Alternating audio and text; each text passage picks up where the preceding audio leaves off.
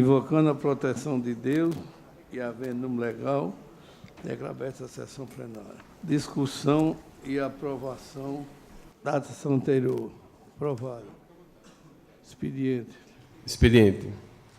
Ofício do excelentíssimo senhor desembargador Amilcar Maia, agradecendo a moção com congratulações aprovada na sessão ordinária deste Tribunal Pleno no dia 26, próximo passado, em relação no transcurso do seu natalício. Somente, excelência. Conferência e assinatura de acordo. Não teve nenhum. Feitos com sustentação oral. 22. Ação direta de inconstitucionalidade. 2015, 109.799. Requerente, prefeito do município de Natal, requerido Câmara Municipal de Natal, interessado, Sindicato das Empresas de Transporte Urbanos e Passageiros do município de Natal, advogado doutor Vladimir Soares Capitano, presente com sustentação oral. Vossa Excelência dispensa o relatório. Dispensa. Tem 15 minutos. Mas do Amilcar é o relator. No caso, o doutor Vladimir, ele fala pela sindicato. Sindicato.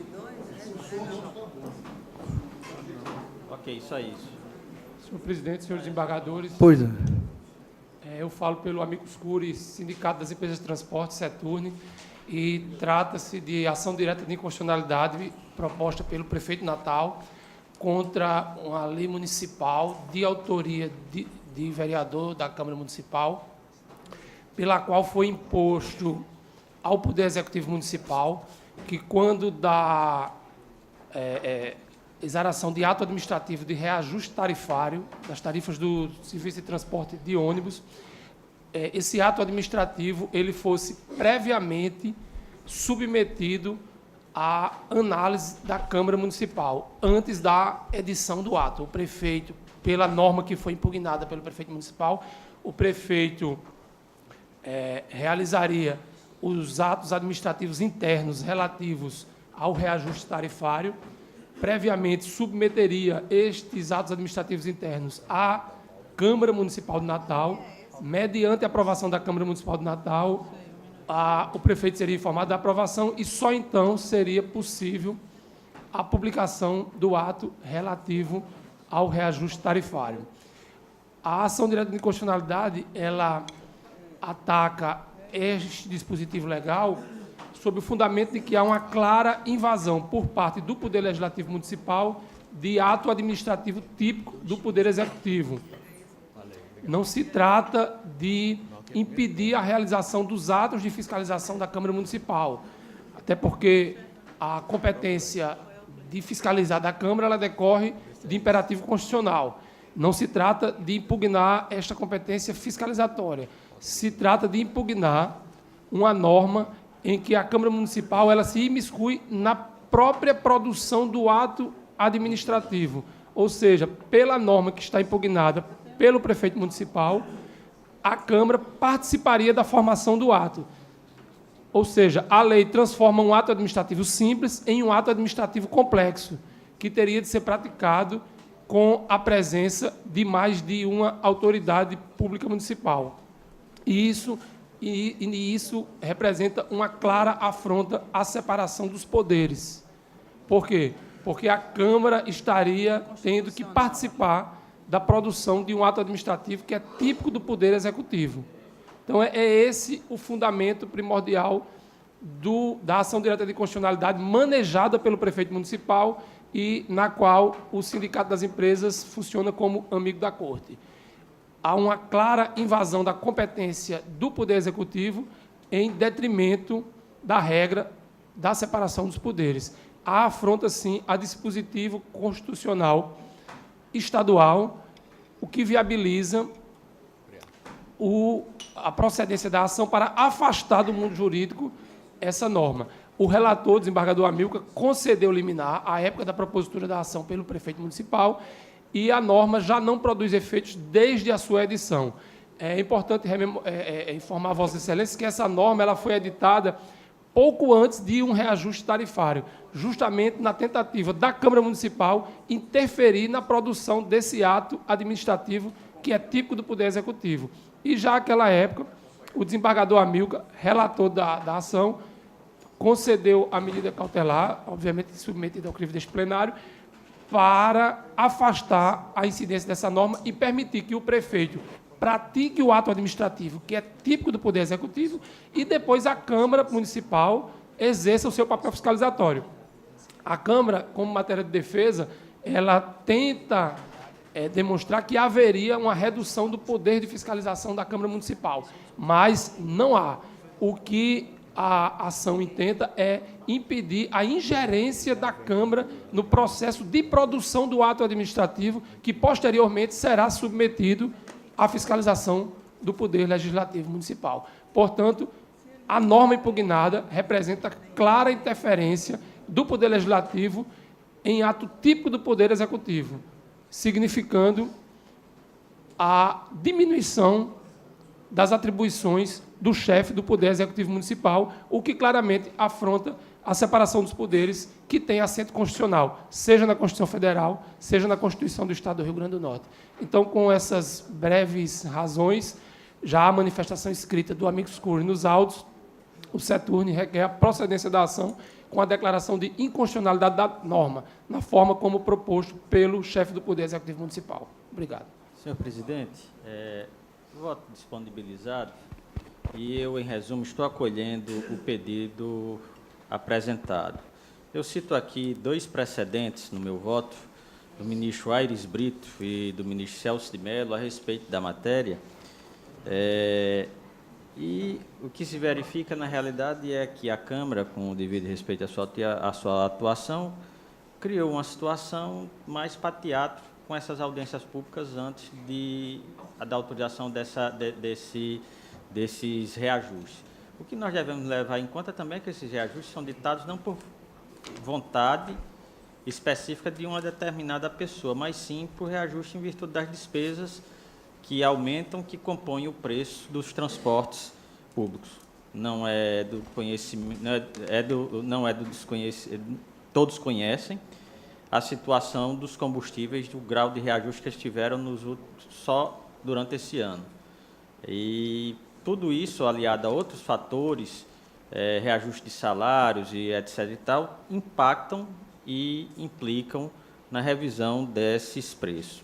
Razão pela qual, senhor presidente, é ato exclusivo do chefe do Executivo essa questão, na linha dos precedentes que cito, e, em consonância com o opinamento do representante do Ministério Público, eu julgo procedente a presente ação, senhor presidente. Alguma divergência? Algum destaque? Também acompanho Vossa Excelência. A unanimidade nos termos do voto relator. Quanto acompanha, Excelência? Lei de aprovado. 27. Com sustentação oral. A ação rescisória 2016, 95.228, requerente CW Papelaria Presente Limitada, requerido Carmita Dantas dos Santos e outros, relator desembargador Gils, impedido desembargador Maria Zeneide, suspeição do desembargador Amaury Moura, que é o advogado. Do relatório. Presidente, ela dispensa a leitura dispensa a leitura do relatório, Vossa Excelência. Você tem 15 minutos. É advogado da papelaria. Da papelaria Presente Limitada. Muito bom dia. Cumprimento ao presidente, aos demais desembargadores, ao representante do Ministério Público e todos os presentes. A presente ação rescisória tem como pretensão rescindir a sentença havida na ação de responsabilidade civil com obrigação de fazer e dano moral, na qual o magistrado condenou os autores ao pagamento da recuperação dos imóveis, a custear a estadia dos mesmos durante o período da recuperação e a danos morais. Ocorre que, ao ajuizar a ação de responsabilidade civil, a pretensão dos autores já se encontrava prescrita, fato que foi subjetivamente reconhecida pelo magistrado à época que foi apreciar a tutela antecipada, quando mesmo considerou como período para início a contar a data de 2009, considerando o documento juntado pelos autores, no qual se tratava de uma vistoria realizada pelo Corpo de Bombeiro, com data de 2009. Considerando que a ação só foi ajuizada em setembro de 2014, o próprio magistrado, de forma subjetiva, reconheceu já como prescrita a pretensão dos autores. Ainda assim, desta forma, houve uma violação ao dispositivo de lei que, no artigo 206, parágrafo 3º, inciso 5º, reconhece como prescrita o prazo de 3 anos dessa pretensão.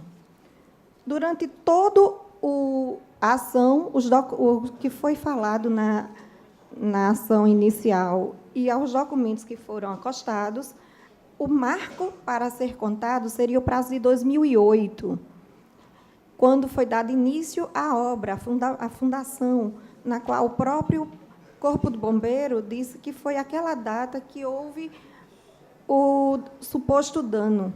Não há que se falar que os autores não tinham conhecimento deste dano, haja visto que era um dano visível a olhos nus e podendo sentir, já que disseram que haviam fissuras nas paredes e que o chão havia afundado, de que, naquele momento, os próprios autores já tinham conhecimento do suposto dano.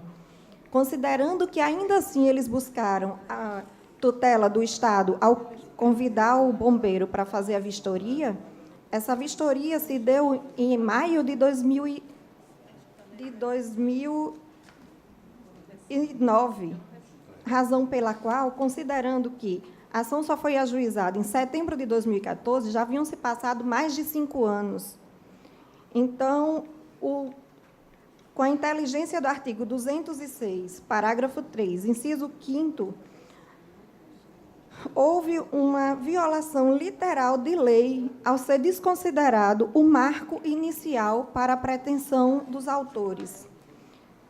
Ademais, ao ser ajuizada a presente ação rescisória, foi requerida a tutela para suspensão da execução, fato que foi indeferido pelo magistrado que fez a análise do processo, pelo mesmo ter considerado que não havia como considerar uma data inicial, razão pela qual eu desacredito nisso, haja visto que os próprios autores, durante toda a ação inicial, disseram que o suposto dano ocorreu em 2008, considerando ainda, mesmo que só se leve em consideração a data do documento do bombeiro, isso se deu em maio de 2009. Ao ajuizar a ação após mais de 5 anos, o direito deles também já estava prescrito. Não é que o artigo 206 queira prejudicar os detentores do direito, tanto que ele só considera o início quando se tem conhecimento do fato que lhe gerou o dano. E não há como desconsiderar a data inicial, seja ela 2008, quando aconteceu a fundação do imóvel, ou mesmo 2009, com a apresentação da vistoria do bombeiro, razão pela qual se pede a rescisão extunc da sentença prolatada pelo nobre magistrado em 2015. Muito obrigada a todos. A palavra, Vossa Excelência.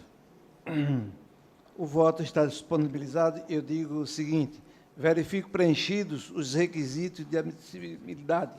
Trata-se de ação rescisória proposta por CEDAB Papelaria e Presentes Limitada, com fundamento no artigo 966, inciso 5º, do atual Código de Processo Civil. Os autores alegam, em suma, que a pretensão discutida na ação de obrigação de fazer, proposta pelos requeridos e julgada procedente pelo juízo da 16ª Vara Civil da Comarca do Natal, foi alcançada pelo fenômeno da prescrição, diante da extrapolação do prazo de 3 anos previsto no Código Civil, precisamente no inciso 1, parágrafo 3º do artigo 2006. Pois bem, o Código Civil preconiza, aqui eu transcrevo o artigo 189, dispensa a leitura, e continuo. De acordo com as lições do professor Aguinaldo Amorim Filho, de saudosa memória, autor da obra Critério Científico para distinguir a prescrição da decadência e para identificar as ações imprescritíveis, ele conceitua a prescrição como a perda de uma pretensão relativa a um direito subjetivo, patrimonial e disponível, e que deve ser manejada por meio de uma ação condenatória. Para que sobrevenha o aludido fenômeno, faz-se necessário que o titular da pretensão mantenha-se inerte e que tal a inércia se prolongue no tempo, conjugada à ausência de fato impeditivo, suspensivo ou interruptivo de prazo prescricional. A Lei Civil estabeleceu para as mais variadas situações prazos em que se esgotam a pretensão autoral, elencados nos artigos 205 e 206, interessando ao caso o previsto no inciso 5º, parágrafo 3º do artigo 2006, que transcrevo. Continuando, das circunstâncias aqui analisadas, verifica-se que os autores baseiam-se unicamente na prescrição da pretensão consubstanciada na ação de obrigação de fazer, porquanto entendem que as obras do prédio iniciaram em 2008, o que ensejaria o conhecimento dos danos pelos requeridos desde aquele momento e, consequentemente, inauguraria a contagem do prazo prescricional. Acrescentam que, mesmo sendo considerada a ocorrência dos danos a partir do laudo de vistoria do Corpo de Bombeiros, realizado em 12 de maio de 2009, a pretensão não poderia ser exercida, uma vez que a ação só foi proposta em 2014, transcorrendo mais de 3 anos para o pleito de reparação civil. E ainda argumentam que os requeridos confirmaram a data inicial dos danos correspondentes ao início das obras no pretérito ano 2008. De outro modo, atuam os requeridos que dão um tom de desídia à não participação dos réus naquela ação originária, condenados que foram na condição de revés e que não se mostraram inconformados com a sentença desfavorável, deixando a ação transitar em julgado sem interposição de recurso. Inferem que os danos causados às residências se protraíram no tempo, embora constatados os primeiros problemas no ano 2008, sendo legítima a condenação imputada pelo juiz de primeiro grau aos autores da presente ação.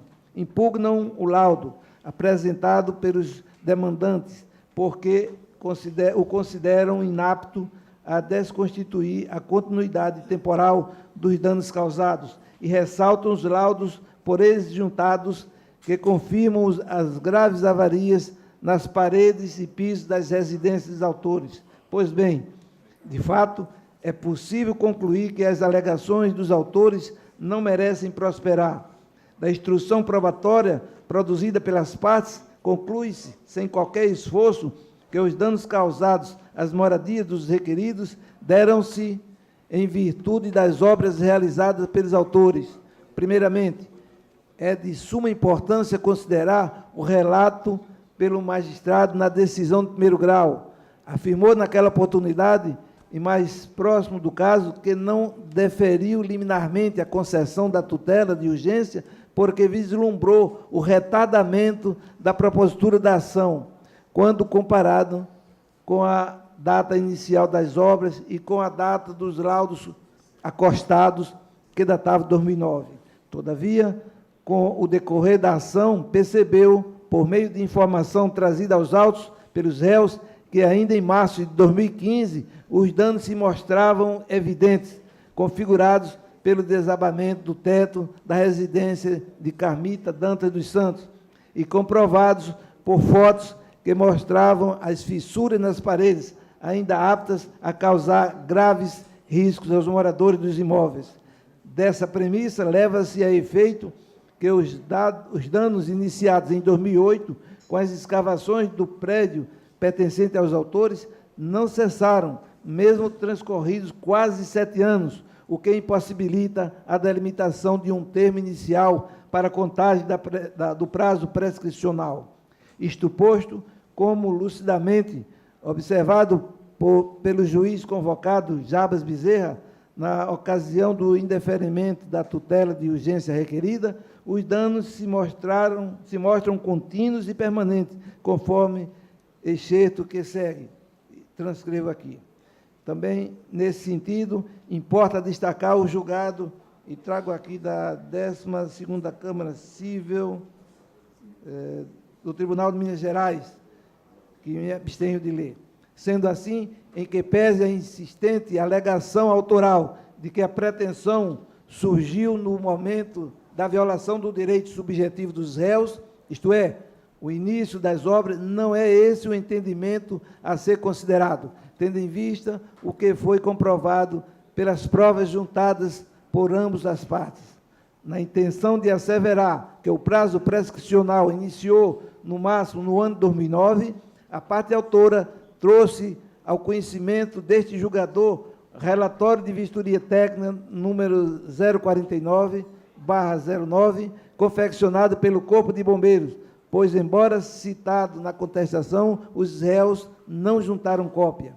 Imperioso afirmar que o documento milita totalmente a favor dos requeridos, pois certifica que, apesar da tentativa de conter ainda mais deslizamentos de terra e consequentes desmoronamentos, após as fortes chuvas que caíram na região, a advertência da gravidade da situação a moradoras Isabel Coringa de Souza e Edneide da Silva, aspas, verificou-se que a presença de fissuras nas vedações laterais, paredes e afundamento do piso, causadas pela construção de uma edificação vizinha, o qual realizou serviço de escavação, sem a devida contenção no solo e cuidados de proteção das edificações vizinhas, provocando deslizamento de massas de terra e, consequentemente, recalque diferencial dos elementos de fundação e afundamento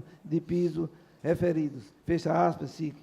Outro ponto de destaque é que a obra, conforme parecer dos bombeiros, não era acompanhada por responsável técnico, nem tampouco foi apresentada a documentação necessária para a liberação e continuação. Outro sim, a cópia de um contrato de locação de imóvel realizado por Carmita Dantas dos Santos em maio de 2015 e o documento acostado por Edneide da Silva, em que um particular declara ter sido contratado para realizar a demolição da caixa d'água da residência, que corria sério risco de desabamento, corroboram a assertiva dos requeridos de que os danos continuaram acontecendo, mesmo após decorridos anos das primeiras escavações. Igualmente, em favor da parte demandada, militam as convincentes fotos juntadas, contemporâneas à propositura da ação de primeiro grau,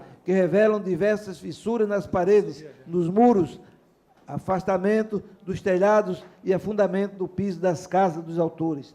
Também não se pode desconsiderar os laudos técnicos realizados nos imóveis pertencentes a Francisca Antônia e Iracema Simão Bezerra, acompanhados das fotos juntadas, porquanto, naquele momento, em agosto de 2014, o engenheiro civil responsável fez uma breve digressão e informou que haviam sido realizadas vistorias no ano 2012.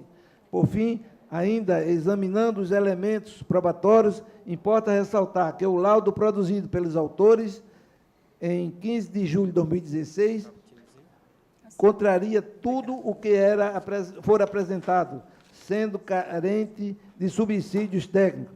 Atente-se ele tão somente a imputar a responsabilidade das inúmeras avarias sofridas pelos imóveis aos seus proprietários. Assim, não se constata, pelo exame dos fundamentos apresentados, qualquer mácula ou violação à lei ou norma jurídica que viabilize a desconstituição da coisa julgada, formada na ação de obrigação de fazer, combinada com dano moral. Posto isso, voto pelo julgamento improcedente da presente ação, condenando a parte autora nas custas processuais e honorários advocatícios, estes no percentual de 10% sobre o valor da causa. ficando suspensa a sua exigibilidade diante do deferimento da justiça gratuita, conforme disposto no artigo 12 da Lei 1060. É como voto. Está integralmente disponibilizado, senhor presidente. Alguma divergência, segundo destaque? A unanimidade nos termos do voto relator. O acordo acompanha, excelência. Lei de aprovado, excelência. Agora vamos para o PJE 49,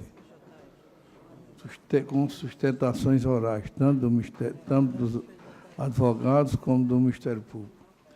Cautelar inominada criminal 0804-469-34-2018, 820.000, requerente do Ministério Público do Estado do Rio Grande do Norte, Procurador-Geral de Justiça, requerido Edivaldo Pessoa de Faria, Raimundo Inácio Filho, Hoffman de Araújo. Advogados Altair Soares da Rocha, André Augusto de Castro, Felipe Augusto Cortez, Flaviano de Gama Fernando. Relator, desembargador Gilson Barbosa. Suspeições, Barra do Saraiva Sobrinho e de Lermando Mota. Presidente, ele dispensa a leitura do relatório. Pois não, excelência. Excelentíssimo senhor presidente, desembargador Expedito Ferreira, excelentíssimo senhor desembargador relator Gilson Barbosa, demais desembargadores, procurador doutor Marcelo, aqui nessa função. Trata-se de um agravo interno em que, contra uma decisão que decretou a prisão preventiva e, paralelamente, teria decretado também o afastamento das funções de Robson de Araújo, conhecido como Batata, prefeito municipal de Caicó. O agravo se insurge contra a decisão que decretou a preventiva, entendendo pela sua absoluta desnecessidade. E chamando a atenção para um fato, eu digo a estratégia impressionista utilizada pelo Ministério Público, data máxima vênia, para não falar sensacionalista, na exposição fática meritória da suposta eventual culpabilidade do agravante Robson de Araújo. O pleito preventivo, data máxima vênia, só faltou sugerir a dosimetria. E isso ainda em fase que nem denúncia existia.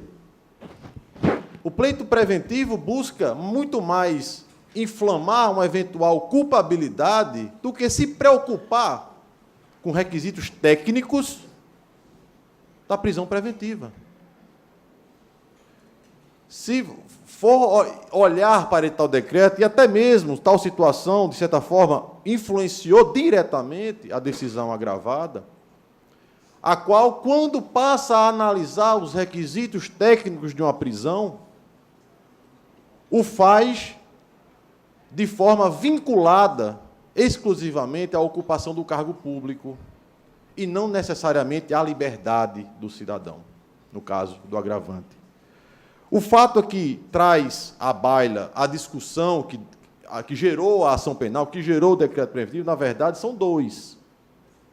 Primeiro, uma suposta corrupção que o Batata, permita-me assim chamar, teria participado, ainda quando não era prefeito, em 2016, para que ele proporcionasse a continuação dos serviços de uma empresa Real Energy Limitada na manutenção da iluminação pública na cidade de Caicó, quando assumisse em janeiro.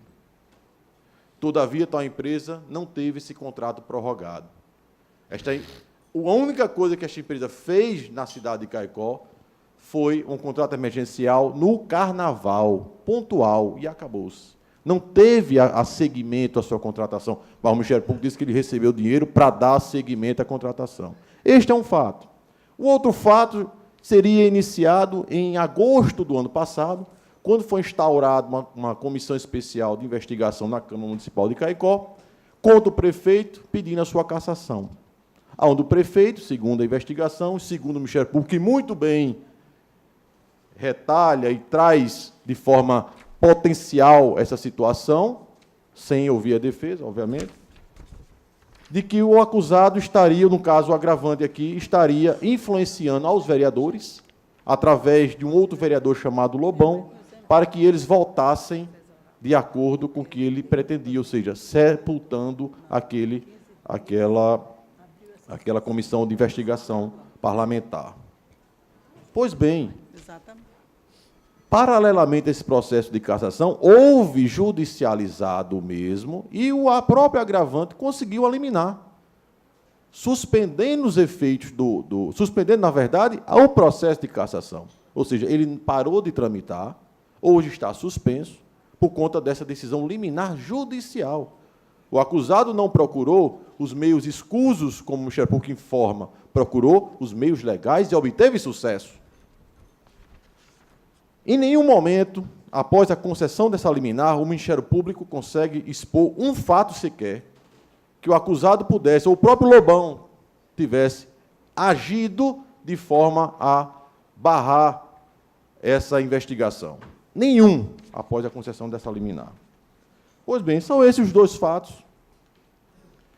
E agora, debruçando-se sobre o decreto preventivo, aí sim, na parte técnica do decreto preventivo, excluindo-se, porque o momento não é oportuno, de qualquer análise da culpabilidade, o momento é oportuno apenas para ver indícios de autoria e de materialidade, e não de julgar culpabilidade. Pois bem, o decreto preventivo, ele diz, eu chamo a atenção, ele gira em torno, na verdade, do fato do agravante ocupar e exercer o cargo de prefeito. A preocupação trazida pelo relator foi exatamente esta, ou seja, o agravante na condição de prefeito. Vamos ver o decreto preventivo na parte que interessa. Permita-me ler, abre aspas. No presente caso, latente é a decretação da prisão preventiva dos dois investigados, com fulcro na garantia da ordem pública e da conveniência da instrução processual. A garantia da ordem pública revela-se aqui como risco considerável à reiteração de ações delituosas por parte dos investigados, caso permaneçam em liberdade Robson de Araújo e Raimundo Inácio Filho, destaca-se agora, por se encontrarem nos cargos eletivos, tendo acesso às repartições públicas e em contato com outras pessoas envolvidas, continuarão a delinquir, no intuito de permanecer com os favorecimentos pessoais e na tentativa de obstar a cassação do prefeito. Segue a decisão. Ademais, importante não olvidar que podem os, novamente, detentores dos cargos escamotear as provas dos possíveis ilícitos com a destruição de documentos, apagando conversas de aparelhos celulares e e-mails, cooptando outras pessoas. Excelências, vou dar uma pausa aqui só para comentar esses dois textos. Como eu afirmei no início, a preocupação trazida pelo relator resume-se à ocupação dos cargos eletivos. Ou seja, paralelamente a este decreto, houve a determinação já do afastamento do Robson das funções de prefeito. Ou seja, a preocupação aqui trazida, data máxima vênia, encontra-se, na visão da defesa, completamente saneada, completamente, na verdade, sem razão de ser, apesar de ser uma preocupação louvável, mas para concomitante determinar o afastamento do prefeito, ela perde sua razão de existir. Continua a decisão. Resta claro nos autos que o processo de cassação encontra-se suspenso por liminar deferida, em sede de mandado de segurança, o que, por consequência, estimula ainda a prática de oferecimento de vantagens ilícitas. Ora, excelências, o meu raciocínio, eu acredito que é uma lógica inversa. Se esse mandato, se não tivesse o liminar suspendendo esse processo, de forma lógica, em pleno vapor estaria o raciocínio acusatório de que os acusados poderiam interferir, continuar interferindo de acordo com o Ministério Público. Mas há uma decisão liminar suspendendo.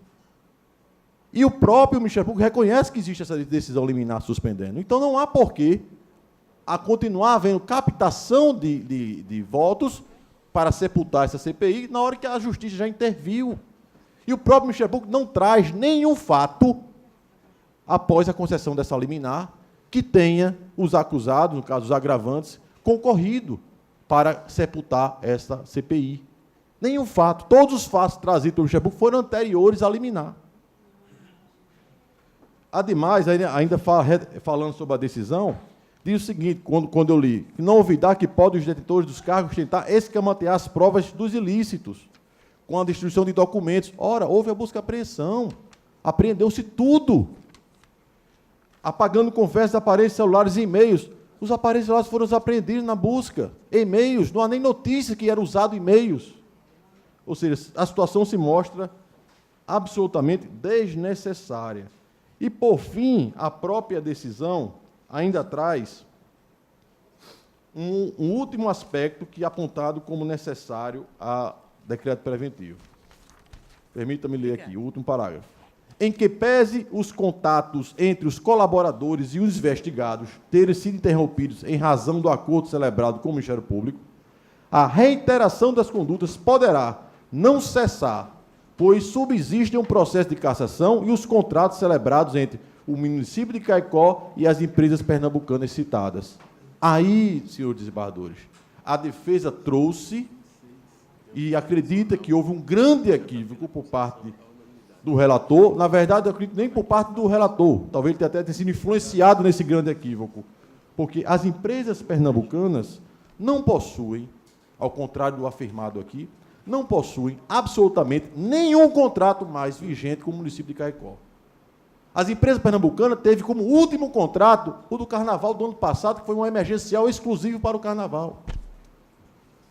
As empresas pernambucanas sequer, no ano de 2018, tiveram presença ou concorreram a qualquer coisa no município de Caicó. E nós trazemos, comprovando essa afirmação, uma declaração emitida, ainda em tempo, pelo prefeito de Caicó, no caso, pelo secretário de Caicó, atestando o que eu estou falando, juntada no agravo. Excelência, a defesa pugna pelo reconhecimento da desnecessidade da prisão, com a aplicação de medidas cautelares diversas, previstas textualmente no Código de Processo, artigo 319.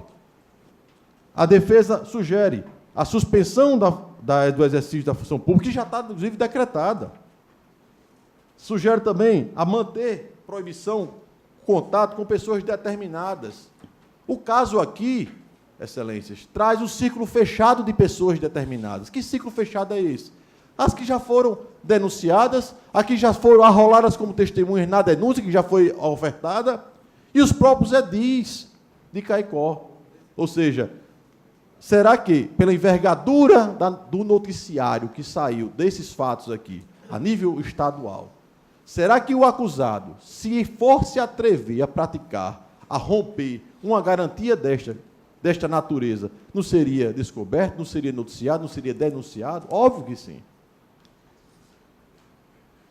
Proibição também de acesso a determinados lugares, previsto no inciso 1º do artigo 319, no inciso 2º do artigo 319. Por quê?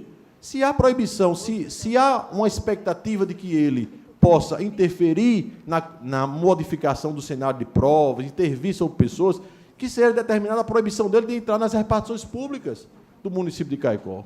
E eu digo mais, hoje afastado, o Ministério Público sabe disso, mas omite, hoje afastado, quem assumiu a cadeira do prefeito de Caicó foi o vice que hoje é o maior adversário político de Robson de Araújo. E eu não estou dizendo aqui, vão não. Além de ser público e notório isso, nós juntamos também no agravo inúmeras reportagens que dão conta e constatam essa situação. Ou seja, como é que Robson, hoje solto, poderia intervir em algo junto ao município, se quem lá está comandando é seu maior adversário político? Que, inclusive, já o exonerou todos os cargos comissionados, nomeados pelo próprio Robson. As portas do município, da prefeitura do município de Caicó, estão cerradas para Robson de Araújo. Ou seja, mais um motivo, mais uma situação que vem a reforçar a desnecessidade e sim, a adoção das cautelares sugeridas no agravo. Excelências, encerro de forma breve e espero ter sido pontual nos aspectos necessários e técnicos processuais, de que seja a prisão efetivamente convertida em liberdade sob a condição da aplicação das cautelares sugeridas no agravo. Muito obrigado. Para Vossa Excelência. Senhor presidente, senhores desembargadores, eu vou anuir a todo aspecto técnico já declinado aqui da tribuna pelo doutor Flaviano Gama, até para não ficar cansativo e demorado um julgamento que eu considero simples. Eu falo por Raimundo Inácio Filho Lobão, um vereador, cuja única acusação que pende contra ele é ter sido pombo-correio. É ter sido supostamente portador de um recado para um outro vereador e que, neste recado, ele haveria ter prometido cargos e uma quantia em dinheiro para que o vereador A, B e C votassem, quando a CEI entrasse em julgamento, a favor do prefeito. O que eu quero dizer é simples. O Raimundo Inácio Filho Lobão está preso preventivamente há 60 dias, custodiado por ordem do desembargador Gilson Barbosa. Há poucos dias, o Ministério Público denunciou Raimundo Inácio Filho pelo crime de corrupção. Foi o único crime que ele foi denunciado. Na ação penal, que é da relatoria do desembargador Gilson, o Ministério Público declina as provas que ele quer produzir na ação penal. E as únicas provas que ele quer produzir é o depoimento de 2 colaboradores, 2 delatores, e 6 testemunhas que ele arrola. Dessas 6 testemunhas, 4 são vereadores na Câmara Municipal de Caicó e pessoas ligadas a esses vereadores, marido, mulher.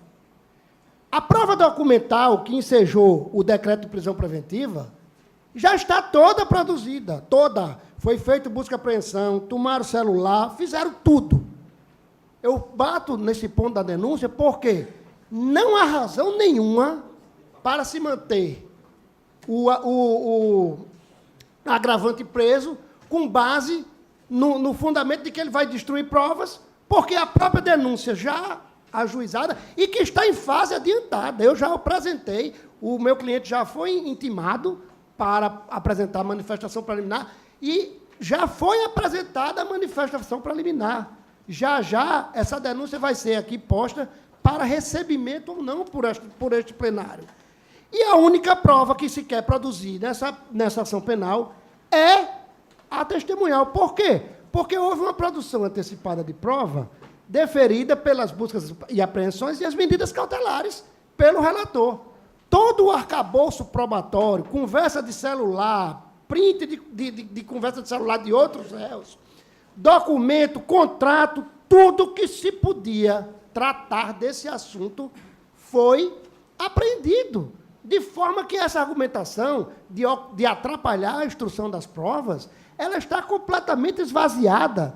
Por quê? Porque uma medida cautelar, como foi sugerido aqui, requerido no agravo de instrumento, ela é suficiente para impedir apenas que o vereador Lobão não se comunique com as testemunhas, não se comunique com o réu, ou não frequente determinados órgãos públicos. Isso é que é o razoável. E não manter uma pessoa presa, porque ele está preso preventivamente, pagando uma pena antecipada de uma ação que a denúncia não foi nem recebida e que a maioria das provas já foram colhidas. Então, a custódia é completamente desnecessária. E digo mais, com relação à prisão preventiva, eu acho que a Corte já entendeu que ela é desnecessária e vai substituir pelas medidas cautelares. Mas nós temos uma outra discussão importante aqui. É que nós estamos vivendo um momento em que mandatários eleitos pelo povo são afastados liminarmente e ficam afastados do cargo indefinidamente. E essa operação aqui, Cidade Luz, que por conta de 2 ou 3 delatores, ocasionou o afastamento do presidente da Câmara de Natal, do prefeito de Patos, lá na Paraíba, foi de Souza, tem operação em Macaíba, tem operação em Caicó, era uma empresa que tinha tentáculos por diversos municípios. E se deferiram liminares, afastando os gestores, eleitos pelo povo, que não estão condenados, estão acusados e que a defesa nem começou a trabalhar ainda. A defesa luta contra liminares. E se afasta o prefeito, o vereador, e não se fixa um prazo do afastamento, quando nós temos um mandato em que cada dia que o mandatário é afastado do cargo, ele não pode recuperar o tempo que passou afastado se for absolvido. Se a denúncia não for recebida, Se a instrução do processo demorar, como é que se recupera esse tempo perdido? Esse é o dano irreparável objetivo, contra o qual não tem argumentos. E eu trouxe no meu agravo interno a decisão que o STJ proferiu com o vereador Ranieri Barbosa, que foi afastado pelo juiz da presidência da Câmara e do cargo de vereador. A Câmara Criminal manteve o afastamento e o STJ disse: ei, vamos fixar um prazo. Vamos fixar um prazo. É preciso que se fixe um prazo, porque não se pode deixar o mandatário afastado eternamente. Quando o desembargador Glauber Rego aqui afastou o deputado Ricardo Mota da Assembleia Legislativa, e enjudiciou, embora eu não concorde com a decisão, mas ele fixou lá o prazo de 180 dias para o afastamento. Não deixou afastado eternamente para acabar o mandato e transformar a liminar na cassação de um mandato popular. Ele foi lá e escreveu: olha, o prazo do afastamento é 180 dias. Ranieri Barbosa, o STJ considerou razoável o afastamento de 100 dias, que é o tempo de se colher as provas, como no caso aqui já foram colhidas, só faltam os depoimentos testemunhais, e Ranieri Barbosa retornou ao mandato de vereador, é presidente da Câmara Municipal, e a ação penal, em primeiro grau, está em curso. Então, eu peço ao tribunal que fixe o prazo do afastamento, para também que o Ministério Público tenha interesse em fazer com que a ação penal ande, em querer produzir a prova, em insistir que a denúncia seja recebida, para que as pessoas não fiquem prejudicadas com dano irreparável. Porque se esse plenário aqui entender, depois da defesa posta, em não receber a denúncia, se este plenário, no futuro, absolver os acusados, como irá se reparar o tempo, essa condenação antecipada? Então, é importantíssimo que este plenário fixe o tempo de afastamento e diga o tempo que essa prova precisa ser produzida. O que se não pode é um afastamento eterno. E eu digo isso a Vossas Excelências, porque sou, por origem e por vocação, advogado municipalista. E o que está acontecendo nas câmaras municipais, Vossas Excelências, eu tenho certeza que alguém aqui já despachou agravo de instrumento, processo penal em segredo de justiça e investigação de vereadores que se unem com o vice-prefeito para caçar o prefeito usando populares de forma graciosa, de forma assintosa. Eles aprenderam que, por força do decreto 20167, se você tiver 2/3 da Câmara, você caça o prefeito, a denúncia pode ter sido porque não carimbou um papel. Isso está acontecendo no Rio Grande do Norte, é um absurdo. E é preciso que o Judiciário tenha atenção à realidade do que está acontecendo. O uso do decreto 201, como está sendo em Caicó, como está sendo em Canguaretama, como foi em Elmarinho, como foi em Pureza o ano passado, é preciso que o tribunal esteja atento às artimanhas políticas que levam a esse tipo de denúncia e que muitas vezes são mentirosas. E eu falo aqui em relação a Raimundo Inácio Filho, que a única acusação pendente é sobre esse imbróglio aí, dessa SEI, de voto a favor, absolve, condena, que é isso que está acontecendo no Estado. E você vendo o prefeito ser caçado o tempo todo, com reunião feita pelas câmaras municipais, usando populares, como eu disse aqui, de forma graciosa. Então, esse afastamento não pode ser ad eterno. Esse afastamento tem que ser fixado. Não se pode afastar de mandatos pessoas que a Constituição diz presumidamente inocentes. E simplesmente essas pessoas ficarem afastadas, aguardando que o Ministério Público impulsione a ação, aguardando que o Judiciário marque uma audiência e ouça. Aqui são 8 testemunhas, eu sei que tem um trâmite para cumprir, o plenário precisa receber a denúncia, mas isso não, quando se trata de mandato, nós temos uma soberania popular que está na Constituição e precisamos respeitá-la. E, para respeitá-la, o Judiciário tem que fazer cumprir a lei e ser célere. Não deixar o afastamento ad eterno. Então, o que a defesa de Raimundo Inácio Filho pede é que o tribunal se debruce sobre essa desnecessidade de manter um cidadão preso, quando todas as provas documentais já foram recolhidas. E substituir pelas medidas cautelares, porque o Código Penal ele foi alterado pelo Congresso Nacional depois de um estudo para justamente acabar com a prisão preventiva. O Supremo recentemente acabou com a condução coercitiva. O Judiciário está tomando medidas para que as pessoas possam responder às ações de acordo com o princípio da inocência, que respondam às ações penais soltas, a não ser em casos gravíssimos, que eu acredito não ser mais esse o caso. Poderia ser, no dia que o relator decretou a prisão, poderia ter havido a necessidade, mas depois de recolhida todas as provas, depois de denunciado, e a denúncia só dizer que tem testemunha para ouvir, e toda a denúncia é nas provas que já foram colhidas na investigação criminal e na busca e apreensão, nós só vamos ver por que os agravantes vão permanecer presos, lá no quartel da Polícia Militar, aguardando um dia o Ministério Público impulsionar a ação e essa ação ser recebida. Então, o centro da defesa é que o tribunal debata, fixe um prazo razoável para o afastamento do cargo, que é o exercício da soberania popular otorgada pela Constituição e com mandato, votado pelo povo. Já tem 60 dias que estão afastados. O precedente do STJ é de 100 dias. No caso da mesma operação, afastamento de vereador, com o vereador presidente da Câmara de Natal. Está juntado o acordo nos autos virtuais. Então, o provimento do agravo, excelências, é para que se relaxe a prisão preventiva, se revogue a prisão preventiva, ou se substitua por medidas cautelares, e que seja fixado o prazo de afastamento dos mandados, que é, talvez, uma medida muito mais grave do que a manutenção da prisão preventiva. Então, com esses argumentos, a defesa de Raimundo Inácio Filho pede o provimento do agravo interno. Um esclarecimento só.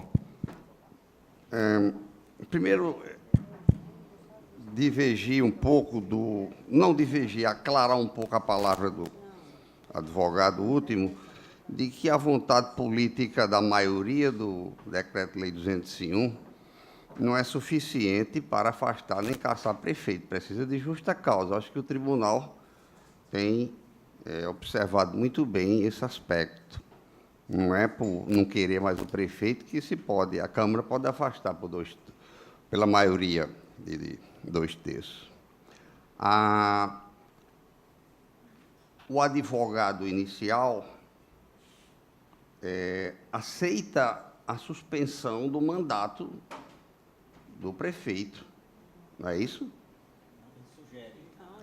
Aceita como medida restritiva de direito, não é? No caso do vereador, que foi colocado agora na tribuna, há essa colocação também de aceitar a suspensão ou de pedir um prazo para que ele fique afastado? Isso foi feito por escrito ou só agora de forma oral, doutor? Está sendo feito agora da tribuna, mas no agravo interno. Sim, é isso. Eu junto o precedente do STJ, no caso de Ranieri. O que eu estou pedindo é que o tribunal fixe o prazo do afastamento. E o precedente do STJ, no caso de Ranieri, foi de 100 dias. Porque o meu voto já está disponibilizado, mas essa questão que Vossa Excelência levanta, para mim, agora é nova. Então, eu estou apenas enfatizando esse aspecto para que a gente possa se pronunciar também sobre isso. Ministério Público, uma palavra. Bom dia a todos. Inicialmente, eu registro que o Procurador-Geral, doutor Eudo, lamenta não estar presente hoje. Ele esteve presente na sessão pretérita, ele estava preparado para sustentar, mas ele está em viagem, está em Brasília, na reunião do CNPG, o Conselho Nacional dos Procuradores Gerais. Essa corte conhece o procedimento do Procurador-Geral, ele faz questão de estar presente a todas as sessões e de sustentar oralmente nos casos importantes. Ele lamenta, ele me pediu para fazer esse registro expressamente. Pela ordem. Esse caso, fala depois da defesa?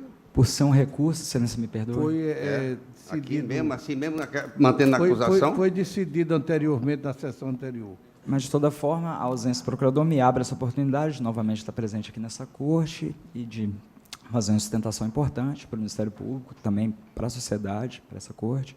Isso muito me honra. Excelências, quanto ao caso concreto, os fatos subjacentes a esse pedido de prisão ora contestado, eles se desdobram em 3 linhas. Inicialmente, como até descrito pela defesa do prefeito Robson de Araújo, imputa-se, e posso falar imputa-se porque até a denúncia foi oferecida, uma série de delitos relacionados à solicitação e recebimento de vantagem indevida, especificamente de R$50 mil, por parte do prefeito afastado, Robson de Araújo, justamente para manutenção de contratos com não só a empresa Real Energy, porque havia um grupo empresarial interligado, está tudo descrito minudentemente no processo, em todos os casos decorrentes da Operação Cidade Luz. Essa é a primeira linha de fato, solicitação e recebimento dessas vantagens. Inclusive, algumas delas, desses recebimentos e solicitações, foram feitas por interposta pessoa, Edivaldo Pessoa, que chegou a ser preso temporariamente, está solto, e as provas também descrevem que o próprio prefeito, eu sei que a avaliação probatória não é nem propriamente nessa sede, haverá de ser feita com maior detalhe por ocasião do recebimento da denúncia e do próprio julgamento, mas como foi trazido pela defesa e como se relaciona ao aspecto do FUMOS, eu acho relevante comentar. Existem provas de que o próprio prefeito, pessoalmente, recebeu parte desses R$50 mil. Existe uma sequência de conversa em aplicativo WhatsApp, presente no celular de um dos colaboradores da nossa operação, um colaborador, Alain Manuel, mostrando justamente a combinação, né, de tratativas finais ali para o recebimento de 10 mil que acabaram sendo recebidos pessoalmente pelo prefeito. Isso consta da denúncia, existe amplo laço probatório a respeito do particular. Em segundo lugar, a denúncia e, anteriormente, o pedido de prisão descreve também solicitação e recebimento de vantagem indevida por parte do prefeito Robson de Araújo, dessa feita por interposição de Abdon, então secretário de Infraestrutura, de R$20 mil. R$20 mil, supostamente para um financiamento do Carnaval de 2017. Também é esse grupo empresarial. O que se descortinou é que o pagamento dessa quantia se destinava especificamente a uma contratação, a propiciar uma contratação direta, inclusive mencionada pela defesa, contratação direta da empresa sem licitação. Dos autos, inclusive, colhe-se que, na mesma data em que houve a assinatura desse contrato decorrente da dispensa, houve o pagamento de parcela desses R$20 mil.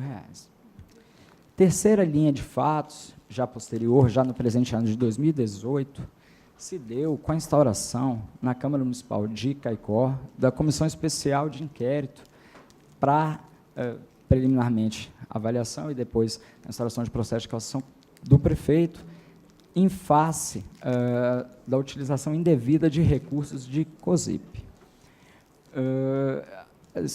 Isso chegou ao Ministério Público por meio de vereadores que supostamente teriam sido aliciados, teriam sido procurados por emissário do prefeito, no caso, o agravante denunciado, Raimundo Inácio Filho, Lobão, e também há provas muito fortes de que, para evitar a cassação do prefeito, Raimundo Inácio Filho, amando deste, ofereceu vantagens indevidas a vereadores do município de Caicó.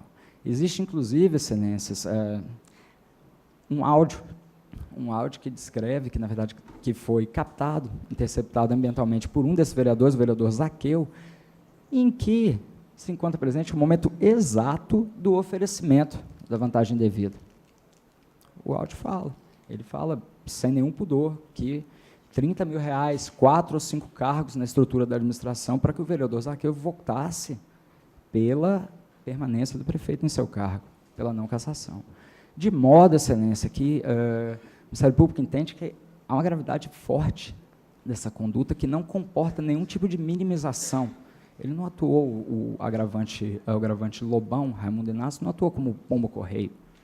Ele foi realmente um agente corruptor, a mando do prefeito. Excelência, em linhas gerais, são esses os fatos que se traz. As provas constantes dos autos são muito, muito relevantes, excelência, muito. Temos diversos, para os senhores terem ideia, só o pedido de prisão teve 97 páginas, dos quais acho que 70 de descrição de fatos e provas. Existem diversos áudios interceptados demonstrando a prática de crimes. Existem conversas de aplicativo WhatsApp, prints de conversas de celulares tanto apreendidos quanto fornecidos pelos colaboradores, mostrando até a sequência de diálogo que eu falei em relação ao recebimento de uma vantagem pessoalmente pelo prefeito. Existem as próprias colaborações, que sabe-se que não são provas, são apenas meios para a obtenção de prova, mas que restaram amplamente corroboradas por toda essa investigação que se delineou após a celebração dos acordos. E existe, por fim, na verdade, não falo nem de forma exaustiva, existe ainda de forma muito incisiva o áudio gravado, a gravação ambiental, que mostra quase que de forma induvidosa a prática da corrupção ativa, que já é imputada na denúncia.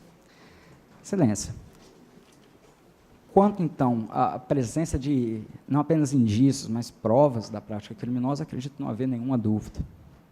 E isso nem sequer foi alegado pelo defesa. Quanto, senhores, ao periculum libertatis, ou seja, a necessidade da custódia cautelar, o que foi pedido e alegado pelo Ministério Público, sem nenhum intuito de pirotecnia, muito pelo contrário, de forma bastante técnica, foram 3 linhas de argumentação. A princípio, a necessidade da prisão preventiva para conveniência da instrução criminal. Primeiro, porque um dos crimes descritos no pedido da prisão e na denúncia diz respeito a esse oferecimento de vantagens indevidas para barrar um processo de cassação.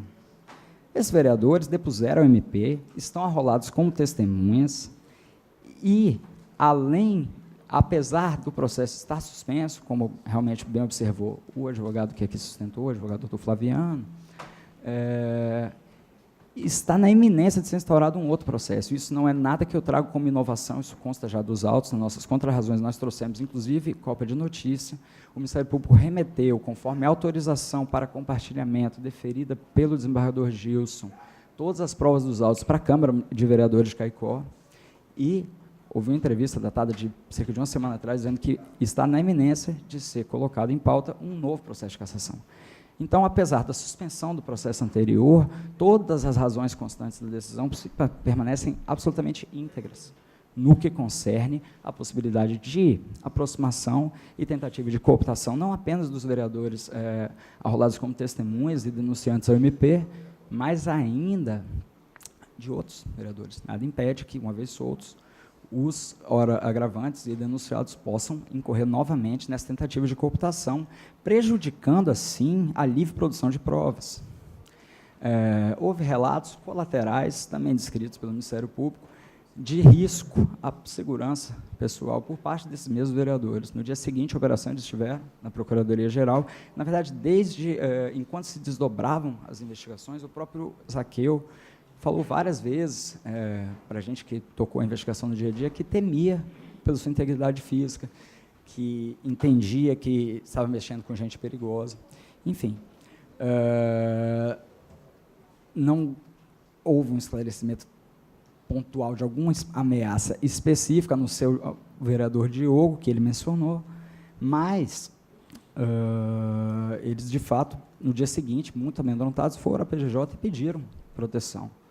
E foi disponibilizada uma escolta armada a eles, porque realmente entendeu-se que eles se encontravam em uma situação de risco após uma denúncia de tamanho relevo e com tamanha repercussão no Estado. Então, tudo isso milita em favor da manutenção do édito prisional, sob o aspecto da conveniência da instrução criminal, tutelando, assim, a livre produção de provas e preservando as testemunhas de qualquer tentativa de aliciamento, cooptação, etc.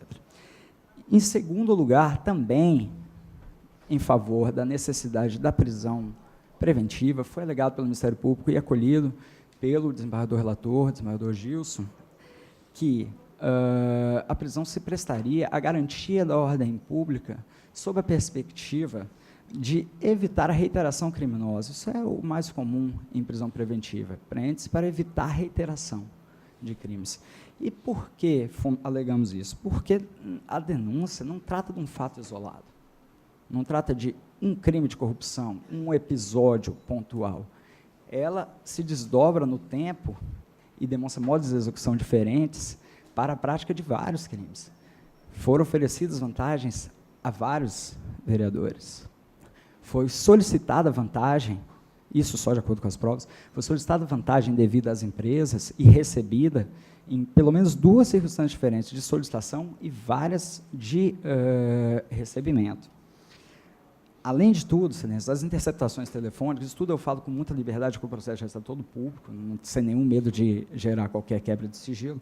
As interceptações autorizadas pelo TJ, elas trouxeram indícios ainda de outros crimes envolvendo os agravantes, relacionados a desvio de recursos da prefeitura através de pagamento com verbas públicas de combustíveis para abastecimento de veículos particulares de pessoas ligadas aos investigados ou agravantes. Isso também consta do pedido e certamente reforça, porque a prática não teria sido isolada no que está descrito na denúncia. Existem indícios, ainda são indícios, mas já estão sendo objeto de investigação, de novas práticas delituosas diversas por parte dos denunciantes, dos agravantes. De modo que, no entender do Ministério Público, sua liberdade pode, sim, trazer um risco de reiteração criminosa, um risco concreto de reiteração criminosa. Terceiro, excelências, motivo para a decretação e hora para manutenção da custódia cautelar seria, igualmente, a garantia da ordem pública sob a perspectiva da gravidade concreta dos delitos. E digo gravidade concreta não por elementos comuns ao tipo, como se costuma dizer, mas sim por fatos relacionados às especificidades, né, do que se traz. Sabe-se, excelência, que o crime de corrupção passiva, apesar de não envolver violência ou grave ameaça, ele traz consequências nefastas e devastadoras à sociedade, pois os danos não se limitam à administração pública, mas atingem um número indeterminado de pessoas, lesionando bens públicos de interesse geral, normalmente em casos como o do presentes autos. Isso, excelências, quem diz não sou eu, é o Superior Tribunal de Justiça, no HC 337048 do Paraná. Quinta turma, relator ministro Reinaldo Soares, de 17/2/2017, o DJ. Pois bem, então, assim, o fato de não haver violência ou grave ameaça, por si só, não infirma a necessidade de decretação sob o viés da gravidade concreta. Tem que ser analisada as circunstâncias dos autos. E nos autos, excelências, apenas a título exemplificativo, não posso elencar aqui todas as razões de gravidade concreta, mas destaco que foram crimes praticados mesmo antes da assunção do cargo por parte do prefeito. Antes mesmo de tomar posse como prefeito, ele já foi buscado e já aceitou e recebeu propina para manutenção de um contrato, tenha sido ele mantido ou não, que, na verdade, foi até celebrado um novo. Outra coisa, senhores, a prática desses crimes não foi de inopino, desorganizada. Ela envolveu planejamento, envolveu associação criminosa, inclusive descrita na denúncia, a prática do crime de associação criminosa. Inclusive, senhores, houve até lavagem de dinheiro, engenharia financeira, para que um desses pagamentos recebidos tivesse escamoteado a sua origem ilícita. Isso tudo é objeto de análise minuciosa na denúncia. Além disso, excelência, ainda militando em favor da gravidade concreta, sabe-se que houve tentativa de aliciamento por parte do chefe do Executivo Municipal de membros do Poder Legislativo Municipal. Isso não é um simples oferecimento de propina a um agente do DETRAN. Isso é a interferência no regular funcionamento de um dos poderes constitucionais do município de Caicó. Isso, no entender do Ministério Público, traduz extrema gravidade concreta também a receber atenção, é necessária que receba a atenção dessa Corte para a manutenção do decreto prisional. Senhor prazo, Vossa Excelência. Oi? O prazo está encerrado, Excelência. Excelências, sendo 2 agravos, eu não teria o dobro do tempo? Duplo. Porque né, é um agravo de Robson de Araújo, o agravo de Raimundo Inácio. São 15 minutos, é o tempo. Eu estou encerrando. Não pretendo desgastar mais ninguém, até que a sessão já se estende. Queria apenas ressaltar poucos aspectos a mais. Excelências, desde que o doutor Eudo, procurador-geral, assumiu a PGJ em junho do ano de 2017, desde que com ele eu assumi a coordenação de sua assessoria jurídica, esse caso, excelência, foi o primeiro e único em que nós requeremos a prisão preventiva. Então, assim, o Ministério Público, ele tem se pautado por uma análise criteriosa dos casos, a fim de que não se erre na mão, não se pese a mão. Agora, há casos, excelências, que demandam medidas mais enérgicas. E esse é um deles, não apenas em face da contundência das provas, mas também em razão da conveniência da instrução criminal, do risco à ordem pública, tanto por gravidade concreta quanto por possibilidade real de reiteração criminosa, e ainda pela atualidade dos fatos. A última descrição fática da denúncia consta já desse ano de 2018. Então, sim, e é um esquema que tem todo o potencial de continuar havendo, de fato, como deve haver, a instauração de um novo processo de cassação do prefeito. Excelências, a decisão do entender do Ministério Público ela é irretocável, ela foi amplamente fundamentada em circunstâncias concretas, a decisão não se limitou a fazer formulações genéricas sobre a necessidade de prisão. Enfim, foi uma análise aprofundada, dedicada, minuciosa do desembargador relator, que, no entender do Ministério Público, deve ser prestigiada e mantida por essa Corte. Até porque, Excelências, sabemos que a prisão preventiva ela tem um caráter rebus sic stantibus, então, mantidas as condições que impuseram sua decretação, não há motivos para que ela seja revogada, assim como qualquer outra cautelar obedece a esses princípios. Excelências, queria ressaltar que a hipótese, o caso de Batata, já foi conhecido, inclusive, pelo Superior Tribunal de Justiça. A defesa, muito diligentemente, claro, ingressou com habeas corpus perante o STJ contra o édito prisional. Na ocasião, o ministro Reinaldo Soares da Fonseca, ao apreciar no dia 27 de agosto desse ano e indeferir liminarmente a petição, apesar de arguir circunstâncias formais, ele adentrou na análise de mérito e eu vou me permitir uma breve leitura do que disse o STJ sobre esse caso. A defesa gira em torno da desnecessidade da prisão preventiva, ponderando que medidas menos... Só uma questão de ordem. Além do prazo regimental ter extrapolado consideravelmente, é um prazo regimental... Foi concedido já o dobro? No dobro? Acredito que não. Foi concedido mais 15 minutos, Excelência. E, pela ordem, o que Vossa Excelência está lendo é um HC que não foi sequer conhecido. Mas eu estou lendo ele não foi nem admitido. Eu acabei de falar isso, que houve alegações de questões formais. Tempo, questão regimental do tempo, Excelência, até porque o julgamento já se estende. O Ministério Público terá prazo igual às das partes, salvo disposição legal em contrário. As partes tiveram 30 minutos, 15 cada. Não pretendo usar os 30, desembargador. Não pretendo usar os 30. Agradeço a deferência de Vossa Excelência, desembargador. São 2 agravos, sim. Eu estou condensando em uma só sustentação a resposta a 2 agravos. Se fossem 2 sessões diferentes, eu teria certamente 15, depois mais 15 minutos. Exato, é esse o entendimento que eu estou aqui defendendo. Posso prosseguir, Excelência? Posso prosseguir, senhor presidente? Pode. Muito obrigado. Doutor Flaviano, de fato, houve uma alegação de questão formal pela STJ que rejeitou liminarmente, indeferiu liminarmente a petição. Porém, doutor Flaviano, como eu já havia ressaltado, apesar desse dispositivo se limitar a aspectos mais processuais, o STJ teceu suas considerações sobre o mérito e são relevantes para o conhecimento dessa Corte, para que saiba integralmente do que envolve o caso, a fim de propiciar um melhor julgamento. Então, eu volto à minha leitura.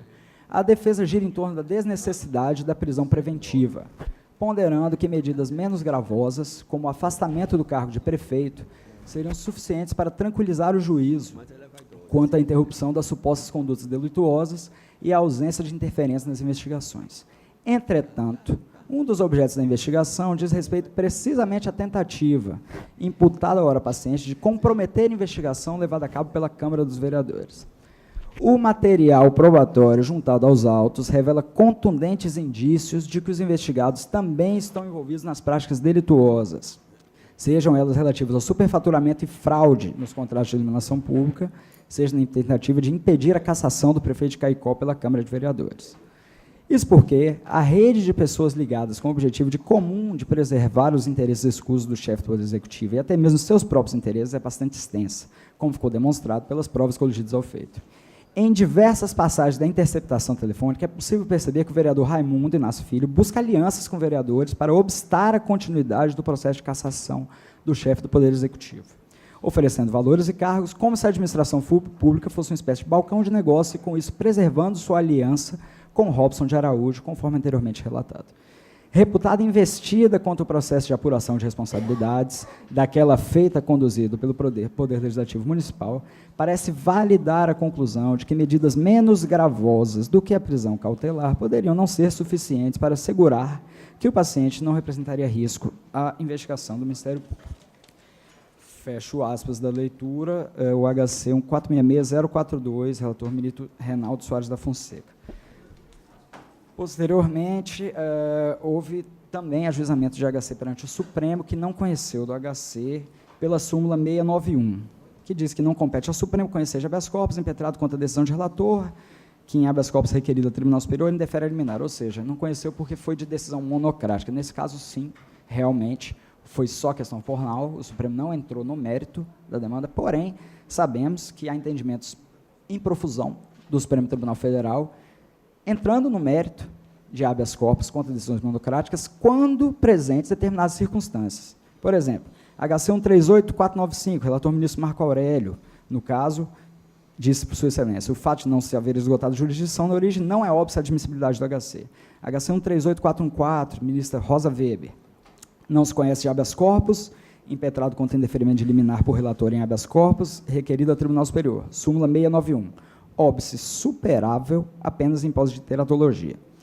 Também, HC 137078, ministra Rosa Weber, diz que em casos excepcionais é viável a superação do óbice, e 12274 do Espírito Santo, ministra Carmen Lúcia, também falando de circunstâncias fora do ordinário e casos excepcionais. Percebemos, então, excelência, que existe uma margem de subjetividade nesse entendimento, podendo o STF adentrar no mérito de HCs impetrados contra decisões monocráticas, quando assim achar necessário para debelar ilegalidades, teratologias, circunstâncias excepcionais, que, no caso, obviamente, não foram vislumbradas.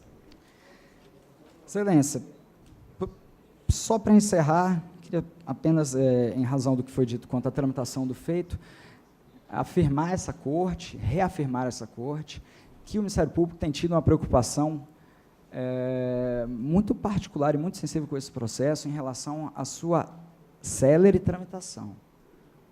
O processo não ficou em nenhum momento aguardando impulsionamento do Ministério Público como que para forçar a extensão de uma medida cautelar. Isso de forma alguma foi feito. E eu vou apenas exemplificar, excelências, no fato de que a prisão foi cumprida, os mandados de prisão foram cumpridos aos 14 de agosto de 2018 e já aos 17 de agosto de 2018, 4 dias depois, foi oferecida a denúncia de mais de 100 páginas, ou seja, trabalhamos incessantemente e fortemente para que fosse minimizada a consequência da cautelar de prisão e de afastamento. O Ministério Público, assim como a defesa, pretende o julgamento mais célere possível desses autos e assim continuará trabalhando. Agora, não é em razão do trâmite regular do feito, que impõe a passagem de um certo tempo, que há de ser desconstituída a medida cautelar, as medidas cautelares decretadas. Por fim, excelência, ressalto que ambos os custodiados se encontram em prisão especial, detidos no quartel do Comando-Geral da Polícia Militar, e esse local, excelência, é um local onde não se encontra criminosos de alta periculosidade. Não há nenhum risco à integridade física dos réus, dentro das limitações do nosso combalido sistema prisional.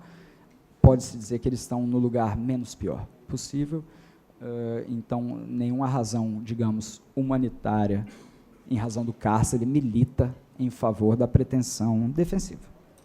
Excelências, pedindo enormes vênias a todos pelo tempo decorrido, eu encerro, reiterando o que já foi dito nas contrarrazões dos agravos internos e requerendo, desde já, que sejam julgados improcedentes, seja indeferida a pretensão defensiva com a manutenção da prisão cautelar. Quanto, excelência, à última questão, arguída pelo advogado de Raimundo Inácio Filho, de eventual prazo para afastamento, bom, primeiro, existe uma prejudicial em relação a isso, que é a prisão, e, de toda forma, foi uma questão trazida, nesse momento, no plenário, até o desembargador Cláudio Santos trouxe essa consideração. Então, o Ministério Público, para se manifestar sobre isso, se for o caso de acolhimento, de soltura dos réus, e, enfim, discussão sobre o afastamento, o Ministério Público gostaria de ter vista dos autos, ainda que por um período muito breve, para poder se debruçar adequadamente sobre a questão que foi trazida diretamente da tribuna. Então, encerra-se nesse muito obrigado a todos e, mais uma vez, perdão pela demora. Doutor, é um esclarecimento. Vossa Excelência fala que, se for o caso de acolhimento, a questão da eventual fixação de prazo, Vossa Excelência quer que haja vista antes do tribunal se pronunciar a esse respeito para Vossa Excelência? Porque o pedido está sendo apresentado aqui agora. Vossa Excelência teve a situação, teve a oportunidade de falar. Então, Vossa Excelência está pedindo que uma nova oportunidade para falar especificamente sobre isso? Pedido, na medida em que, enquanto qualquer medida cautelar, ela, como eu já até afirmei, ela não pode ter uma prefixação de prazo. Ela é rebus sic stantibus. Enquanto houver fundamentos, tanto para a prisão quanto para o afastamento, ela tem que ser mantida. Não dá para a gente formular preteritamente quando isso vai ser. Isso depende de fatores que são absolutamente externos ao feito, como, por exemplo, a tramitação do feito aqui, a data de recebimento da denúncia, pedidos de vista, pedidos de adiamento. Então, sem a limitação de prazo, ela, no entender do Ministério Público, ela vai de encontro à adequada proteção, não apenas do interesse acusatório, como também do próprio processo tutelado pela medida cautelar. Então, pedindo vênis, eu, pela consideração anterior e colhendo respeitosamente a intervenção de Vossa Excelência, desembargador Amilcar, eu me manifesto desde logo, então, na hipótese de revogação da prisão preventiva e substituição por cautelares, que seja mantido o afastamento sem qualquer prefixação de prazo. Muito obrigado. Agora passa para o relator, se ele tem alguma manifestação. Pois é, senhor. Senhor presidente, este voto foi feito, como é do meu estilo, com todo rigor técnico. Eu sei desmerecer demais, busquei a qualquer preço, tanto que fui procurado para fazer valer direitos possíveis de um deles e tomei a liberdade de fazer valer, respeitando, inclusive, o cárcere que foi colocado em local impróprio. A situação tomou uma dimensão tão grande que fui obrigado, até por dever de ofício, a consultar o senhor governador, para que fizesse valer uma decisão em que um dos secretários criava um obstáculo pelo descumprimento da lei. Fui técnico e, por razões técnicas, mantenho integralmente o meu voto, com todo respeito ao tribunal. Senhor presidente, os fatos são extremamente graves e sérios, apresentados pelo Ministério Público, inclusive tem um aspecto hoje muito emblemático para a sociedade. Eu quero também externar, como consideração inicial, que o tribunal tem sido também extremamente rigoroso com esses fatos. Sempre, as nossas decisões têm sido sempre muito rigorosas, mas nós não estamos aqui julgando mérito, nós estamos julgando as liminares.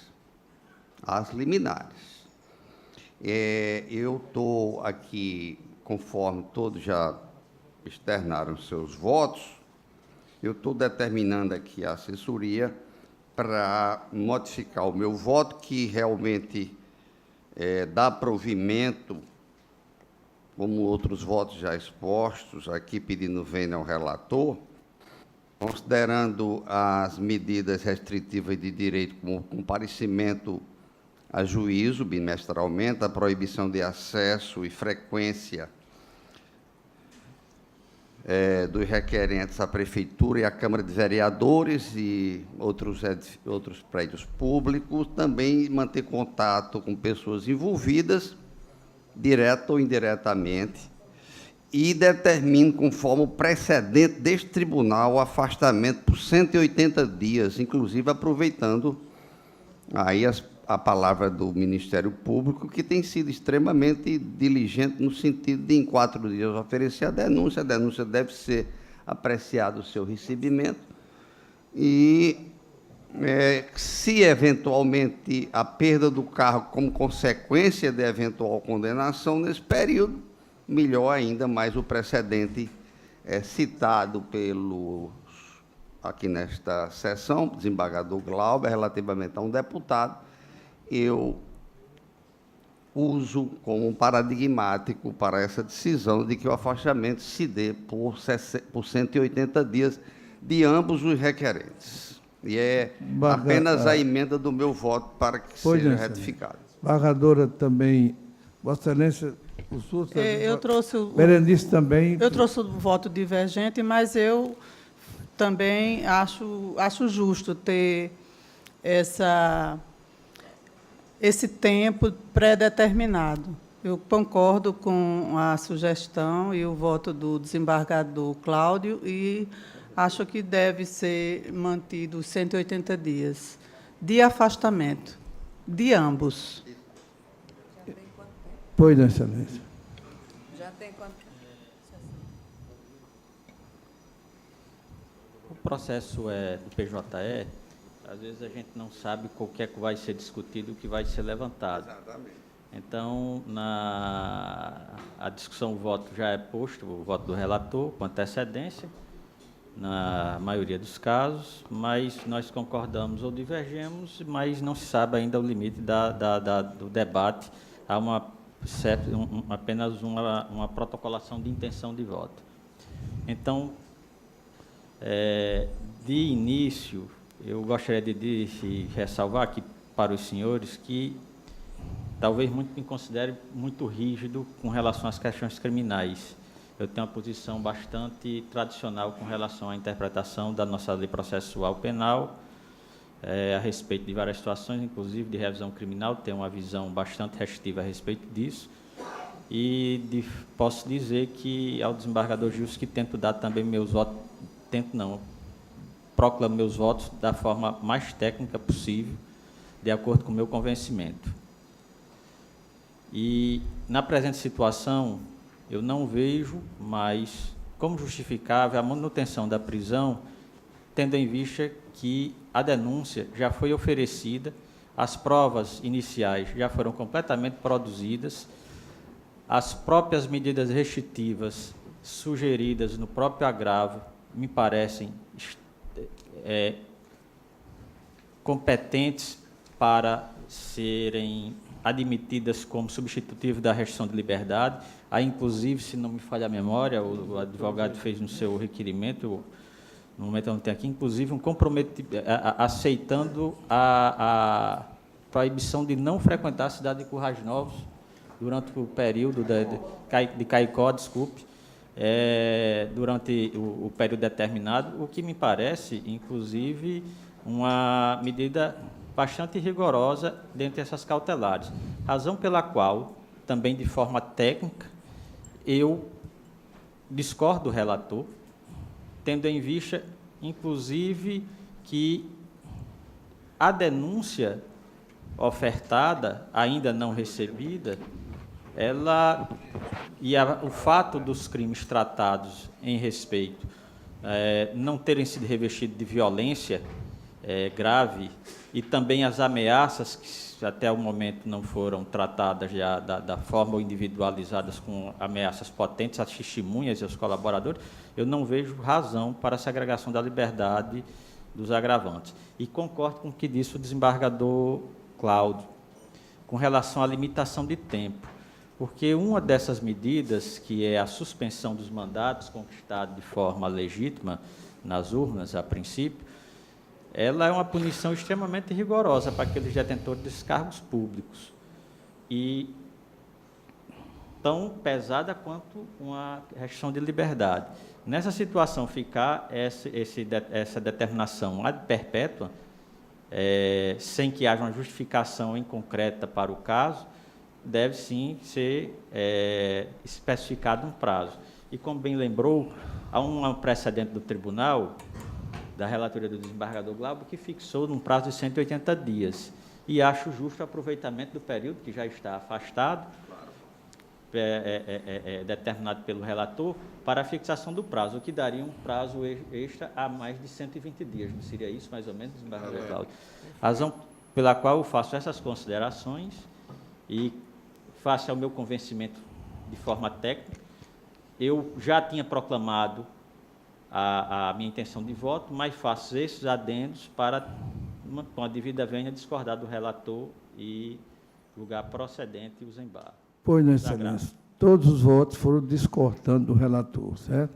Agora eu vou ler aqui o Barros quer falar. Senhor presidente, é porque, em relação ao prazo, que eu acho que a Corte tem que se pronunciar sobre isso.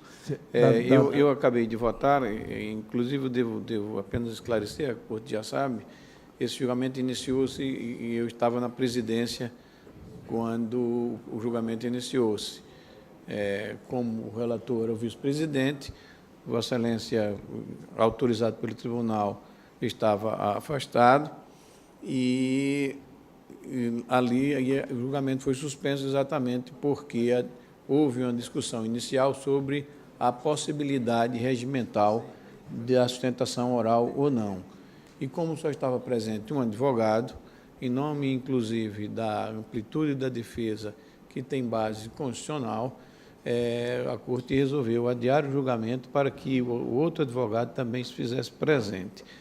E aqui se estabeleceu corretamente, a meu sentir, o prazo de 15 minutos para cada advogado, tratando-se de 2 agravos regimentais, partes diferentes e 2 agravos regimentais. Por isso que acertada também, a meu sentido, Vossa Excelência agiu bem, quanto ao prazo do Ministério Público, que teria que se pronunciar sobre os 2 e não condensar a sua exposição nos 15 minutos somente, quando, na verdade, se tratava de 2 recursos.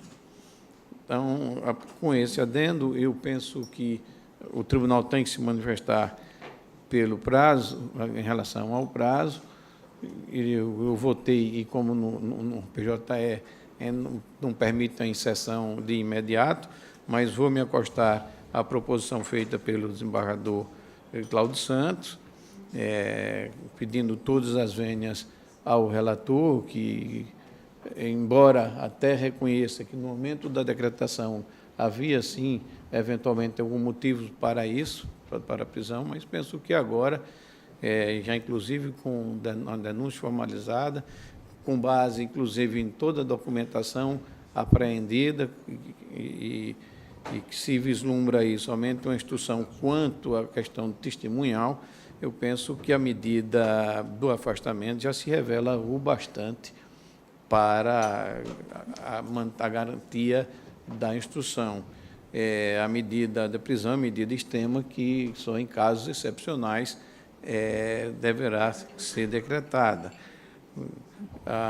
Demais disso, qualquer outro fato novo que venha a surgir que possa legitimar ou autorizar a medida mais extrema ou outras medidas de natureza cautelar poderão, naturalmente, ser tomadas durante a instrução do feito, se assim houver necessidade. Por isso, senhor presidente, eu me acosto à divergência, inclusive com relação ao prazo, nos moldes em que é sugerido pelo desembargador Cláudio Santos. Eu vou ler aqui o desembargador Cláudio Santos. Dou provimento ao agravo interno para substituir a prisão preventiva pela medida cautelar previsto no artigo 319, 1, 2, 3 e 6 do mencionado Codex. Quais sejam? Com comparecimento bimestral do recorrente em juízo, proibição de acesso frequência desde a Prefeitura Municipal de Caicó, da Câmara de Vereadores deste município, proibição de manter contato com qualquer das pessoas envolvidas no processo ou sob investigação, suspensão do exercício do cargo prefeito de Caicó de vereador da minha cidade pelo prazo de 180 dias, a partir desta data ou da prisão? Não, da prisão. A partir da prisão, a partir do afastamento. Ressalto que o descumprimento injustificado de quaisquer medidas será, como consequência, o estabelecimento da ordem de prisão. Artigo 282, parágrafo 4 do Código de Processo Penal. Isso foi o voto do desembargador Cláudio e dentro também da desembargadora Berenice. Eu acrescentaria só que, a partir dessa data do retorno, ficariam liberadas as medidas restritivas relativas à entrada deles nas repartições públicas. Mas eu acho que devia ficar claro. Não, proibição de acesso à Prefeitura Municipal e Câmara de Vereadores. Porque fixou o prazo, mas as outras restritivas ficarão. Apenas essas que vão desaparecer. Bom, se quer aclarar, eu estou de acordo. Não vão ficar as outras restritivas? Não ficarão? Não? Ah, se não, então 180 vamos esclarecer dias que nenhuma, Após o nem, prazo. após o prazo, nenhuma, não é? Não, as medidas restritivas... Vão desaparecer, Suspendeu o afastamento, Tá suspendeu bem. as medidas. Então vamos Porque se ele esclarecer. volta Tá às bem. funções... As naturalmente, funções as suspendem todas as outras medidas. Tá bem. Outra coisa que preocupa também, aliás, foi manifestado pelo procurador, em relação a uma eventual vinculação do julgamento do processo ao prazo aqui estabelecido. Ou seja, os processos, via de regra, são processos demorados, que demandam, né, ouvida de testemunhas, recebimento de denúncia, eventuais recursos e tal. Enfim, mas é claro, eu imagino que 180 dias será um prazo razoável, também porque está nas mãos de um relator extremamente diligente, todos nós conhecemos, o desembargador Gilson, mas mesmo por questões processuais isso não venha a ocorrer, o tribunal pode, o próprio relator pode, se houver necessidade, de rever essa questão do afastamento, apenas para tentar afastar um pouco a preocupação que eu acho pertinente do Ministério Público em relação ao tema. Muito bem colocado. Redator do acordo, do Eduardo. Senhor presidente, só uma observação que, para aclarar, como disse o desembargador Cláudio Santos, que a respeito de uma possibilidade que foi aventada num agravo pelo agravante Robson e confirmado agora por provocação a respeito da sugestão do Robson de Araújo de, inclusive, não comparecer à cidade. Não haverá mais essa... Não. Foi dispensado. Não frequentar a prefeitura e a Câmara de Vereadores. Tranquilo. É o Vará, né? Ele está preso, né? Expedição, né? Continente do Alvará de Sutura. Alguma divergência? Por maioria, vencido o relator, desembargador Gilson Barbosa.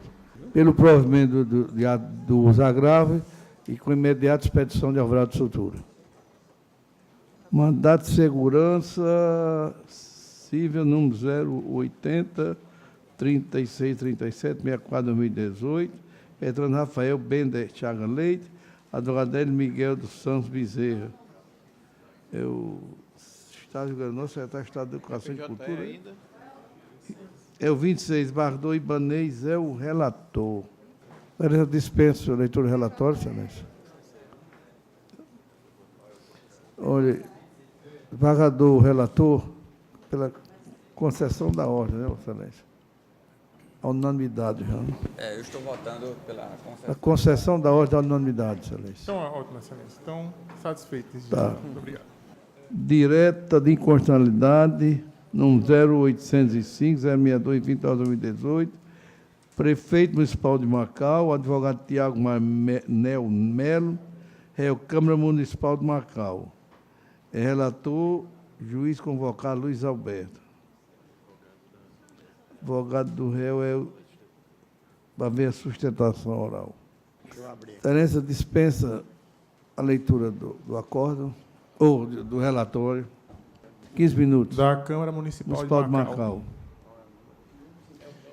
Excelentíssimo desembargador presidente, excelentíssimo desembargador relator, demais desembargadores e desembargadoras, todos os demais presentes nesta sessão.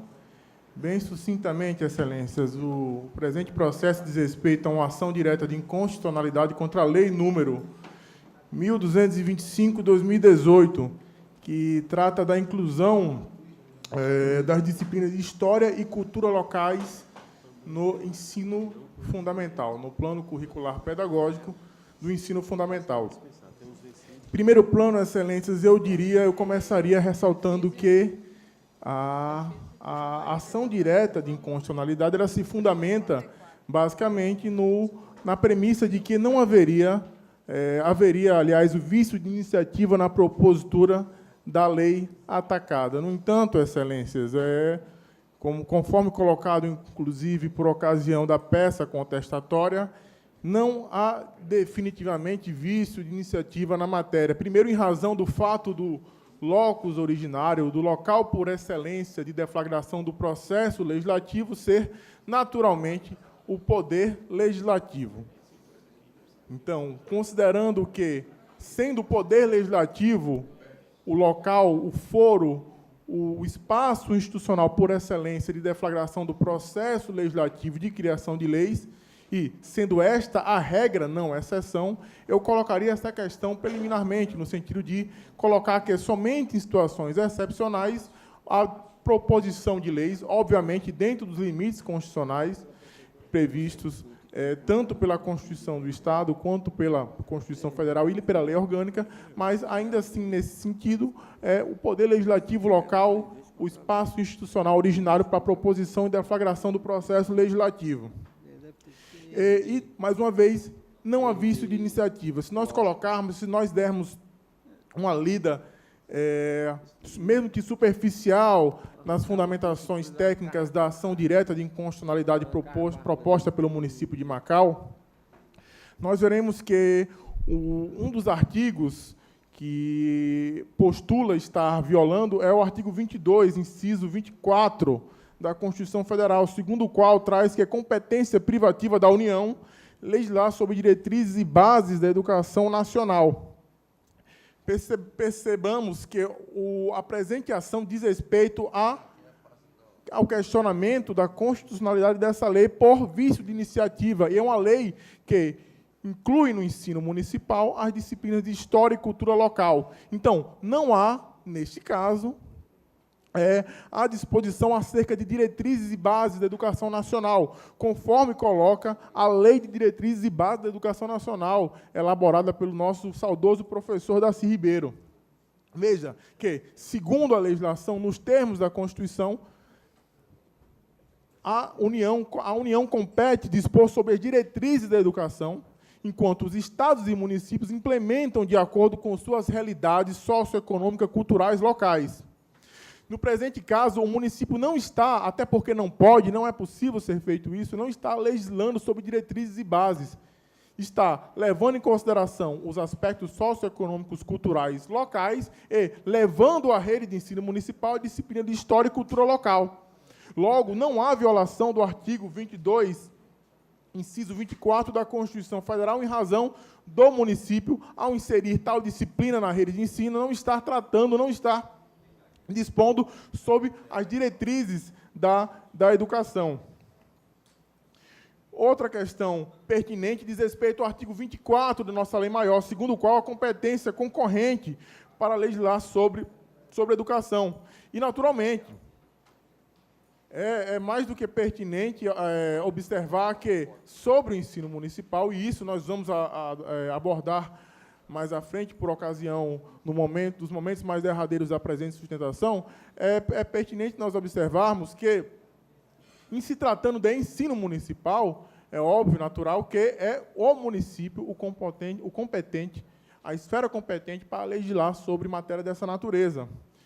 A própria Constituição Estadual, em seu artigo 24, que é um artigo segundo o qual há a violação, conforme as disposições da ação direta de inconstitucionalidade, a competência, segundo tal artigo, artigo 20, inciso 4, a competência concorrente do Estado e da União para legislar sobre educação, cultura, ensino e desporto. Segundo a interpretação do propositor da ADI, o fato de, no artigo 20, inciso 4 da Constituição, não estar previsto o município, faria com que não houvesse legitimidade para tratar da tal matéria, como nós podemos ver anteriormente, no que diz respeito às diretrizes e bases da educação nacional, é sim o município a esfera competente para dispor de matéria dessa natureza. Ainda leve-se em consideração que a hipótese do Estado ser responsável por legislar sobre matéria que diz respeito à ótica e esfera municipal. Logo, não há violação do artigo 20, inciso 4 da Constituição Estadual, em decorrência de não prever município, considerando que o artigo 30, inciso 1 da Constituição, traz que compete ao município legislar sobre assunto de natureza local. E, convenhamos, dispor sobre disciplina, dispor sobre disciplina na rede municipal de ensino, é um assunto, ainda mais uma disciplina cujo objeto é o estudo da história e cultura local, diz respeito ao assunto de natureza local. Portanto, em correspondência com o artigo 30, inciso 1 da Constituição.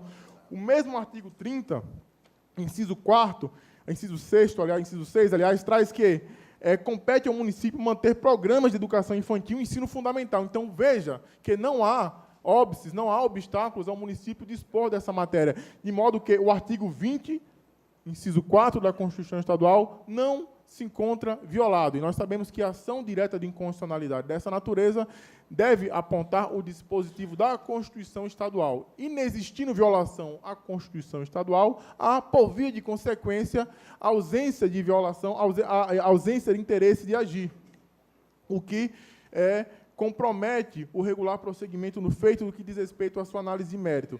Ainda, o artigo 23, inciso 5 da Constituição, traz a competência comum, incluindo o município, proporcionar os meios de acesso à cultura e à educação, de modo que não há dúvidas que o município dispõe, competência do município dispor sobre matéria dessa natureza.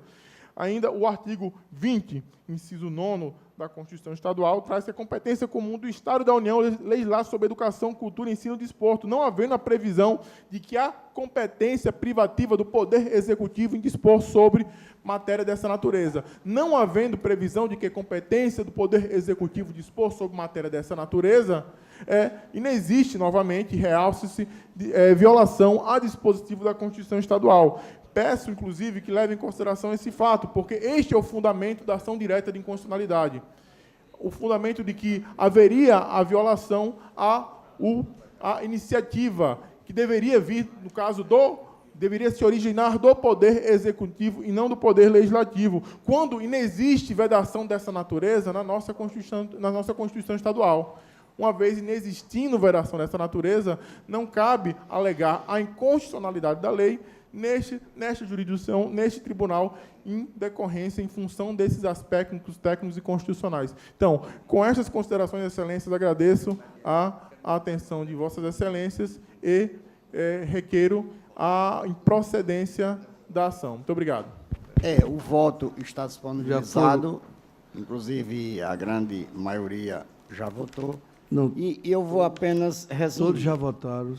Todos já votaram. Eu vou apenas resumir. Trata-se de uma lei que criou disciplinas de história e cultura municipal.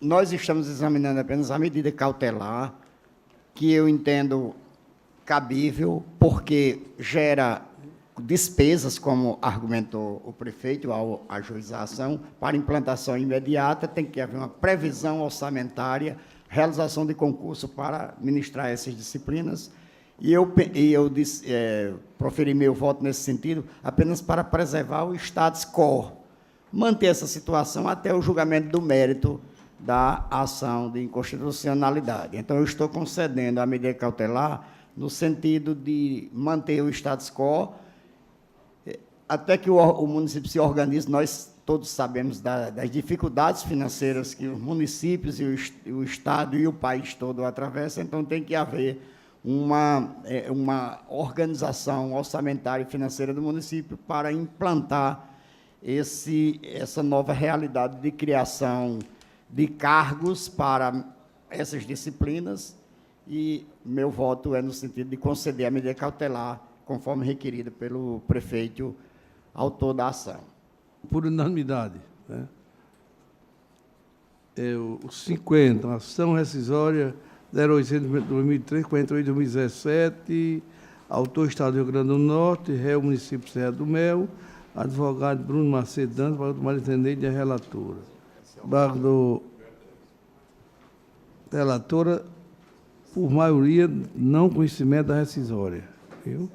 Vencido desembargador Amauri, João Rebouças, Saraiva, Vigílio, Macedo e Gils Barbosa.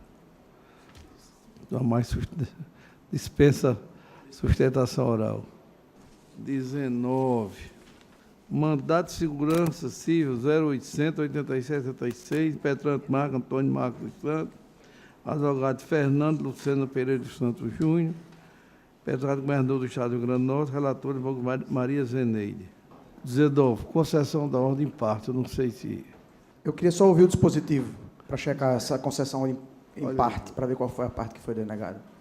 Declarar a nulidade do processo administrativo, que resultou na admissão. Conhecer, conceder Perfeito. empate à segurança. O único ponto que fica pendente seria a situação da remuneração do período que ele ficou afastado.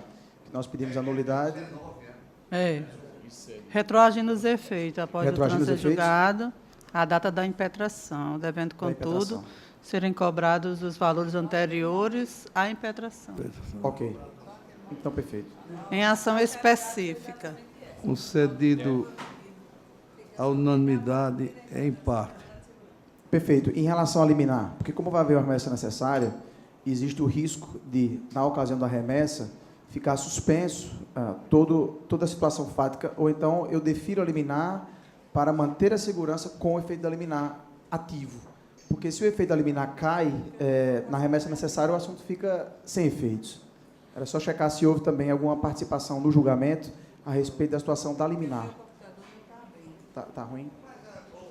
Mas A unanimidade de voto. A da ordem é suficiente. Eu acho que Ele o já voto está votou perfeito. o Eu estou estado da acompanhando cor. Vossa Excelência. Ok. Ratifica, está ratificando todos os votos. Ok, obrigado. Ele está anulando a decisão, está mandando refazer a comissão. Está resolvido. Voto o estado da cor, o estado antes, pronto.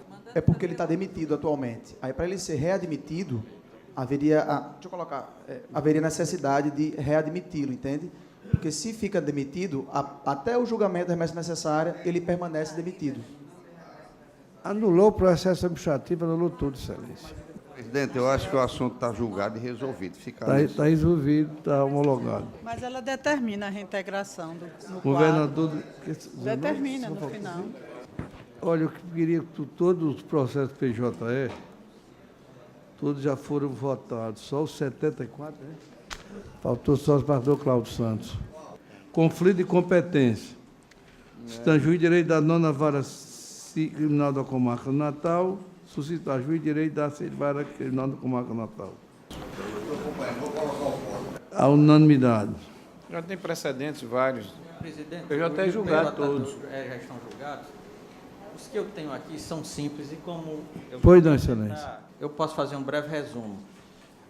O quinto é aquela questão que já foi pacificada, que é a promoção de policial que estaria subjúdice. A lei foi alterada e eu, de acordo com os precedentes, estou concedendo parcialmente a ordem, porque tem que avaliar os outros requisitos, na linha dos precedentes. É o quinto da pauta. O quarto da pauta, senhor presidente, é aquela questão do nível remuneratório, da promoção que não foi implantado no policial militar. Também na linha dos comentários eu estou concedendo, na linha dos precedentes eu estou concedendo a segurança. O 03 da pauta do dia, senhor presidente. Não, esse é o mandato de segurança também. É aquela questão de o mandato de segurança preliminar 2016-0030-02 distrito 6, senhor presidente. É um curso público quando o impetrante é classificado fora do número de vagas. Não é, Na não? linha dos precedentes eu Você estou tem um. conhecendo, mas denegando a ordem. Eu tenho 20, que é uma ação direta de inconstitucionalidade. 20.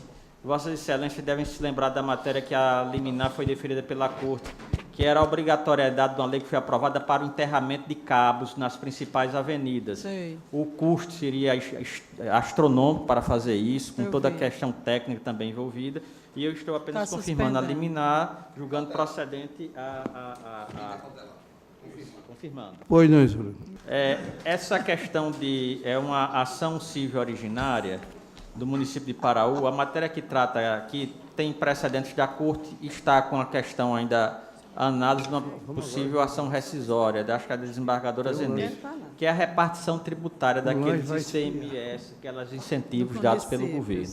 Eu estou mantendo a minha posição e a posição que a Corte tem adotado, por entender que é a mais justa, uma vez que não se pode ter tratamento diferente dos incentivos dados pelo governo federal dos incentivos dados pelo governo estadual.